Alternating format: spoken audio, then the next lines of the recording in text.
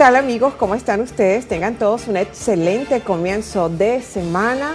Feliz lunes y bienvenidos una vez más a Un Mundo de Economía por Televisora del Táchira. Bueno, amigos, muy buenas tardes, bienvenidos todos. Hoy en Un Mundo de Economía traemos para ustedes en nuestro formato tradicional nuestras tres secciones acostumbradas. En la primera estaremos hablando de la noticia económica, posteriormente en el diccionario estaremos trayéndoles un término y luego en Táchira de Economía también estaremos hablando sobre un fenómeno que está ocurriendo en el sector inmobiliario. Sí, son muchas noticias, Fidel, realmente que llega al punto en que uno no sabe por cuál decidirse, ¿no? Y en esta oportunidad nosotros vamos a hablar sobre esa cuarta prórroga que dio el gobierno para la circulación y la utilización del billete de 100 bolívares. Llevan 4 prórrogas y esta información fue suministrada a través del vicepresidente ejecutivo Tarek El Aissami la semana pasada y justamente 5 días antes de que se venciera el plazo, que era para hoy, 20 de febrero. 4 prórrogas que nosotros después se las daremos, las fechas en que han extendido el plazo para la circulación de los billetes de 100 bolívares. Realmente pues la banca no tenía información, no les había llegado el comunicado, así como también han dicho que les han llegado muy pocas cantidades con los billetes de las nuevas denominaciones, ha sido insuficiente. Por otra parte, también el Banco Central de Venezuela repartió al Sistema Bancario Nacional una gran cantidad de billetes, con más especificación, Fidel. Sí, efectivamente, como ya es de conocimiento público, se extiende nuevamente el plazo, en esta ocasión hasta el 20 de marzo, en una cuarta prórroga. Una de otras que vendrán sin lugar a dudas, puesto que, como muy bien señalaba Darcy hace un momento, billetes de 500, 1000, 2000, 5000, 10.000 y 20.000 bolívares, que ya están en circulación en algunos estados del país, están presentes en muy pocas cantidades, de manera que no está en capacidad el nuevo Cono Monetario de suplir el sistema de pagos nacional. No olvidemos que también en paralelo existe un decreto presidencial y del Banco Central una instrucción que prohíbe la circulación de los billetes de alta denominación nuevos en los estados de frontera, Darcy. Sí, de manera que en los estados de frontera tiene que seguir circulando el billete de 100 bolívares. Y esto seguirá siendo así hasta tanto el Banco Central y el Gobierno Nacional puedan contratar y en consecuencia se manufacturen, se fabriquen y lleguen al país la cantidad suficiente de billetes de alta denominación que cubran la demanda. De hecho, según datos del Banco Central de Venezuela, para noviembre de 2016, de 611 millardos de bolívares estaban circulando en billetes de 100 bolívares en el mes de diciembre, incrementándose a 625.3 millardos de bolívares en diciembre. En enero, mes pasado, el total alcanzó 632.9 millardos de bolívares, incrementándose en 21.8 millardos de bolívares en billetes de 100. Es también noticia fresca de estos días que en estas 2 primeras semanas de febrero entraron a circular, Darcy, 71 millardos de bolívares más en billetes de 100. Y también es noticia que se está esperando se solucione la situación de las 30 toneladas de billetes de 100 bolívares que fueron capturados en Paraguay en una actividad de contrabando muy extraña. Lo cierto es que el Banco Central está esperando poder recuperar esos billetes para reinsertarlos al sistema económico. De manera que podemos decir con propiedad, Darcy, y sin temor a equivocarnos, que el billete de 100 va a continuar circulando legalmente, muy probablemente todo el año 2017 y una parte del 2018. Eso nosotros lo dijimos desde el pasado 15 de diciembre cuando empezó, se anunció que iba a salir de circulación el billete de 100 bolívares y después 10 días dieron un plazo hasta el 28-25 de diciembre, para luego de diciembre, 3 días antes de cumplirse este plazo, iba hasta el 2 de enero la prórroga, y prórroga tras prórroga que, bueno, cada vez más se pone en evidencia toda esta improvisación, todas estas excusas que se dan, y realmente todo esto atenta a la estabilidad económico-material. Así es. A la estabilidad económica y a la estabilidad democrática. Porque fíjate, Fidel, y esto es importante aquí destacárselo a nuestra audiencia, este tipo de noticias, dada tanta improvisación, tanta falta de planificación, en fin, siempre tienen dos aristas, y estas aristas pertenecen a la coyuntura política económica que tiene el país, en este caso, que trata de la estabilidad, y llámese atenta a la estabilidad tanto democrática como económica, nada más con estas prórrogas de los billetes, que, como tú dijiste, y con mucha responsabilidad lo decimos y se pone en efecto demostración, en evidencia que se cumple, vamos a convivir con el billete de 100 bolívares quizás hasta más allá del 2017, sí, porque el mercado está inundado, el sistema monetario, con billetes de esta denominación. Sí, y porque no están los otros billetes, los de alta denominación. Han salido en muy pocas cantidades. En muy poca cantidad, y tiene que estar circulando dinero para que el sistema de pago funcione, o de lo contrario, el sistema económico se bloquea y colapsa. Así que los convocamos a todos ustedes a tener calma, a tener tranquilidad, a dejar el estrés. Y hacemos el comentario porque el viernes pudimos observar colas en los bancos de gente depositando billetes de 100 porque no sabía si el billete el lunes tenía valor y podía circular. Así que calma, dejen el estrés, el billete seguirá circulando. Insisto que esto atenta contra la estabilidad económica, material y la estabilidad democrática, porque realmente llenarnos de excusas, culpar a los otros, pretender decir que es producto de una guerra económica cuando estamos así es por culpa de nosotros mismos, y de nosotros mismos por no haber asimilado y no haber estado preparado para desarrollar, para un proyecto país, una economía que esté de cara a las exigencias de la modernidad y de la postindustrialización. Así de sencillo, amigos. Debemos cumplir con compromisos comerciales y enseguida regresaremos con más de Un Mundo de Economía por aquí, por Televisora del Táchira.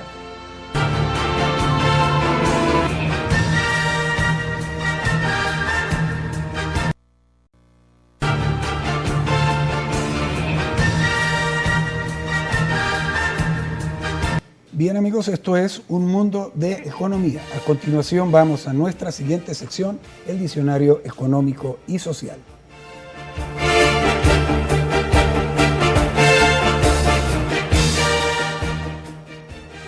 Sí, la realidad económica.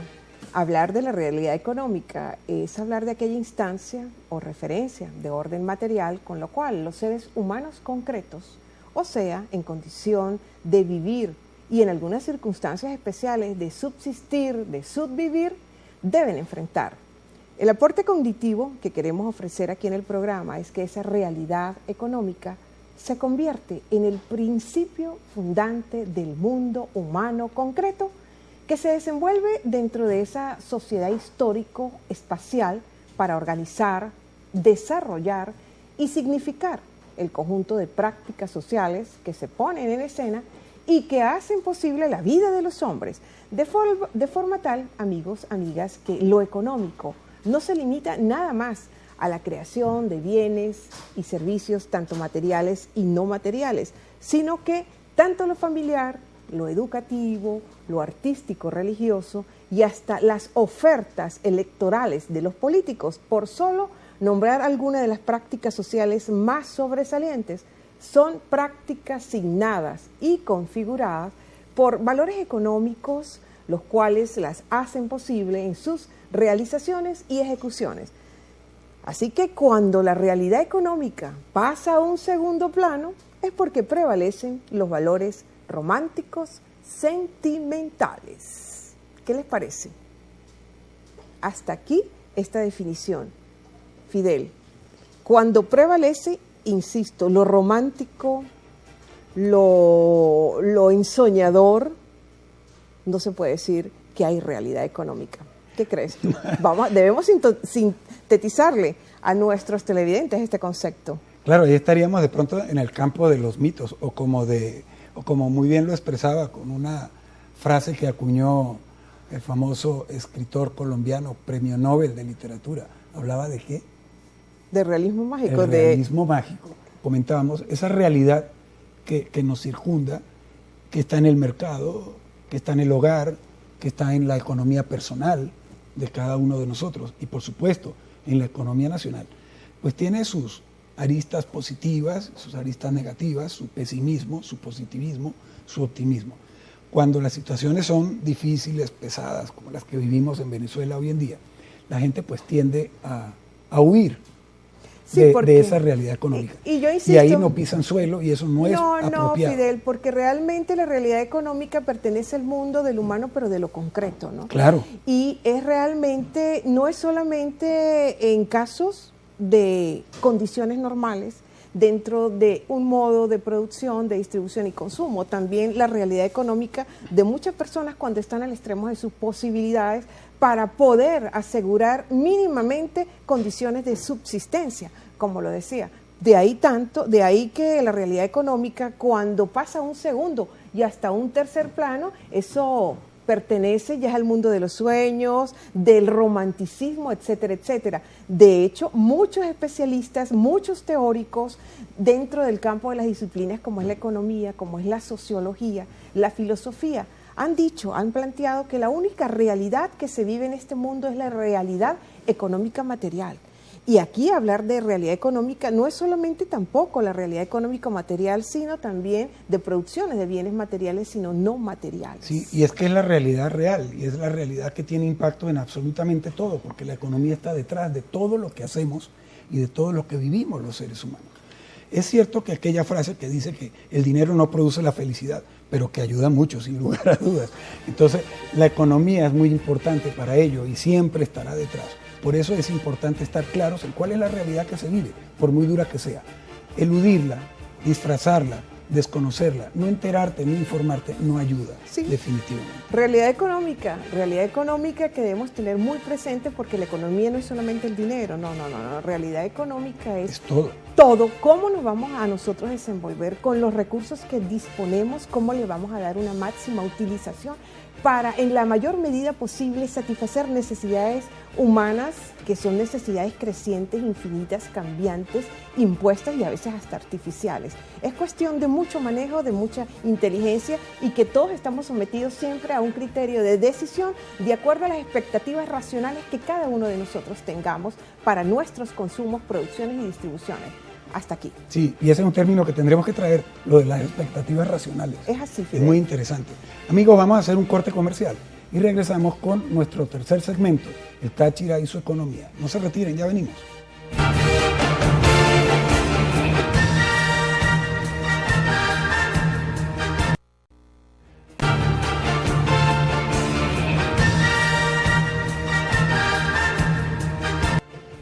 Y continuamos con más de Un Mundo de Economía por aquí por Televisora del Táchira. Seguimos con nuestras secciones de contenido acostumbradas a llevarles cada lunes.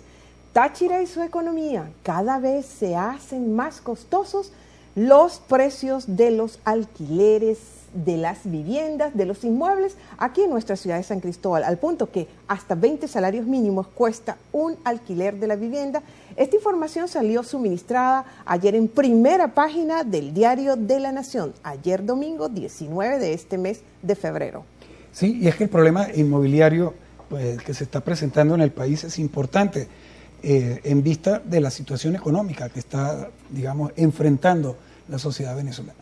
En el contexto actual, el costo para adquisición de viviendas está, digamos, en unos niveles de precio realmente exorbitantes, pero determinado, repito, por la realidad económica que estamos viviendo en el país. Y en ese contexto, donde muchísima gente, por supuesto, no tiene la capacidad de accesar económicamente para comprar una vivienda, entonces, pues, acude a, digamos, a una práctica tradicional económica, alquilar.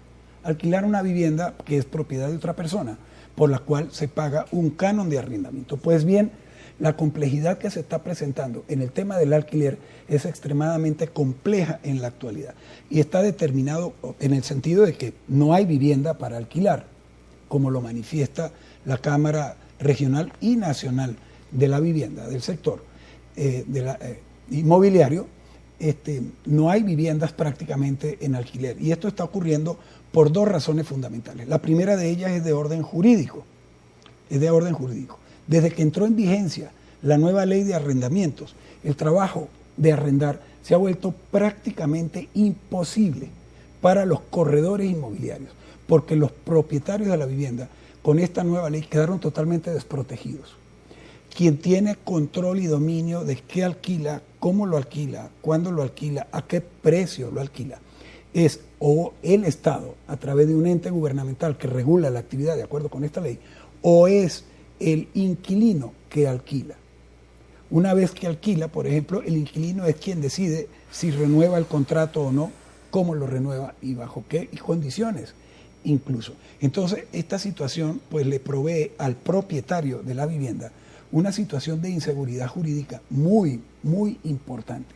Y esto ha conducido a que el propietario de vivienda, el propietario de casas o de apartamentos que fueron compradas y adquiridas para renta o que tienen de más en alguna situación, no quieran colocarla en alquiler por el riesgo de no poder controlar la situación e incluso perder la vivienda. Entonces no hay vivienda para alquiler en un país donde no hay viviendas para comprar o donde la gente no puede comprar. Esto es parte de la crisis general que se está viviendo, y aquí también hay que considerar lo que señala la representante, la presidenta de la Cámara de Inmobiliaria aquí en nuestro estado Táchira, la doctora Elizabeth Morini, quien manifestó que la inflación, por supuesto, el aumento de los precios tan desmedidos ha hecho de que aumente, por ende, todo el precio de los alquileres, que van desde 50 hasta 300%, y dependiendo, por supuesto, también del sector donde esté ubicado la vivienda. Sí, Así claro. que se necesitan hasta 20 salarios mínimos. Algunos piden, sobre todo, cánones en pesos o en dólares, en divisas extranjeras, con toda esa requisitoria, 6 meses por adelantado o un año pago por adelantado, más todas las referencias comerciales, bancarias. Para los hombres solos les están pidiendo hasta los antecedentes penales, en fin. Y si tienen niños, Bueno, se complica la situación. De manera que tenemos eso, efectivamente, según además un informe anual del año 2016 de la Cámara Inmobiliaria de Venezuela, la cada vez más pronunciada situación en la oferta de alquileres de vivienda en los últimos 12 años comenzó a partir del año 2010, cuando se registra un descenso del 72% ese año en la oferta de viviendas para alquiler. En los últimos 2 años, 2015 y 2016, el número de ofertas, por ejemplo, publicados en la prensa, pasó de 71.742 publicaciones a apenas 19.907 en un año, decíamos 2015-2016. La Cámara de Inmobiliaria Nacional concluye que el principal factor que propicia la situación fue, por supuesto, la aprobación de la Ley de Regulación y Control de los Arrendamientos de Vivienda. En el año 2012, por ejemplo, se contaron 19.907 viviendas en alquiler contra 30.369 en el año anterior, en el 2011. Hoy, en febrero del 2017, la oferta es prácticamente inexistente y la situación se agrava más si se compara con lo que comentábamos hace un rato de la realidad de carencia de vivienda para la adquisición, la infuncionalidad además de las políticas crediticias hipotecarias frente a la obscena caída del ingreso de venezolano, del ingreso económico, que le imposibilita al ciudadano común que devenga sueldo mínimo, que por cierto es el 80% de la población económicamente activa, calificar para dichos créditos. O sea, no se accede a crédito para comprar vivienda. En conclusión, se requiere de políticas gubernamentales antiinflacionarias que protejan el ingreso y de un plan agresivo, de un plan de construcción de vivienda popular en el país. Además, amén de un ajuste de las regulaciones para alquiler que le devuelvan la seguridad jurídica al propietario de la vivienda. De lo contrario, el alquiler de viviendas como actividad económica no retornará al mercado y esto traerá enormes dificultades de tipo psicológico incluso para la sociedad.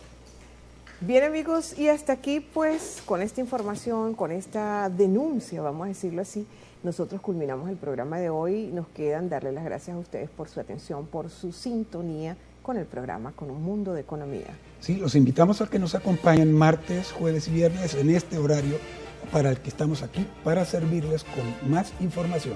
Feliz tarde. Ya saben, amigos.